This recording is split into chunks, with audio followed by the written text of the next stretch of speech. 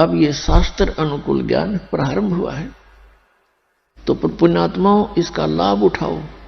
और आपका परम कर्तव्य बनता है, आपके संपर्क में कोई भाई है, बहन है, कोई रिलेटिव है, आपका मित्र है, सखी सहेली है, उन सब से कोशिश करो इस ज्ञान को समझाने की।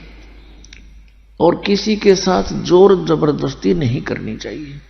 प्यार से 1 बार 2 बार 3 बार, जब वो उखड़दाहा दिखे जब चुप हो जा, चंगरता दिखे जब चुप हो जा, फिर किसी दिन जाकर धीरे धीरे प्यार से समझाओ। क्योंकि आप ये समझना कि हम भी इसी स्थिति में थे। इस ज्ञान को प्रथम बार जब सुनते हैं एकदम हमें उलट पुलट सा लगता है और कति स्वीकार करने जी नहीं करता। एक भक्त ने जब ये प्रथम बार ज्ञान सुना, किसी भक्त के यहां हम सत्संग कर रहे थे, गांव गांव में नगर नगर में जाते थे, तो वो उसका मित्र आया हुआ था सह परिवार।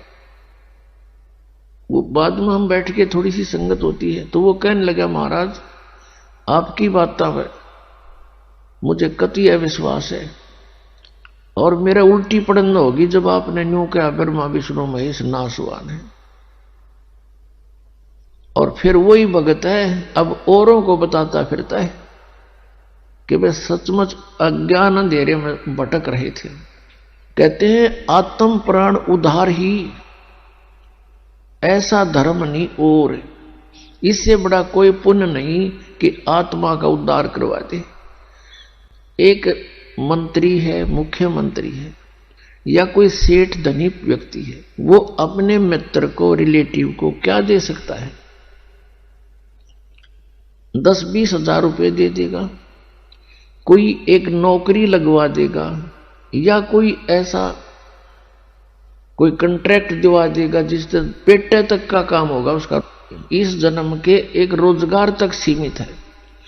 और इस मार्ग से अब इस जीवन में तो उसने थोड़ा बहुत राहत मिल गई, और मिले भी हुआ उसकी किस्मत पूर्व निर्धारित, तो उसी से कारण वो किसी मंत्री से, मुख्यमंत्री से, धनी से संबंधित होगा। वैसे नहीं हो सकता, वो भी किसी समय इसी प्रक्रिया से बने हुए संस्कार है उसके।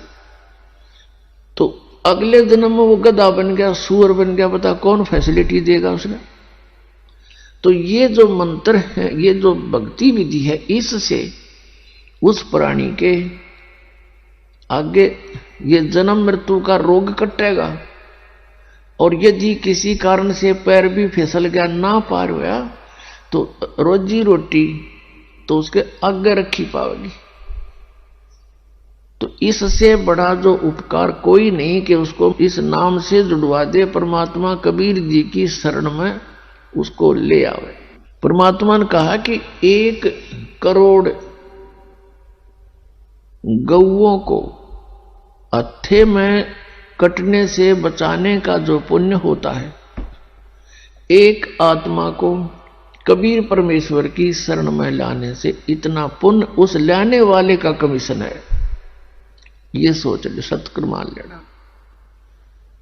क्योंकि ना जाने उस जीवात्मा के कितने ऐसे बूंदे जन्म होने थे कि तो बकरा बनकर गला कट्टा हो, कि तो गऊ बनकर, कि तो भैंसा बनकर, मुर्गा बनकर, बकरा बनकर, और परेशानियां ना जाने कितनी होनी थी।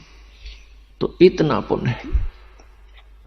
और इसी कार्य को करने के लिए परमात्मा स्वयं सतलोक से चल कर आते हैं।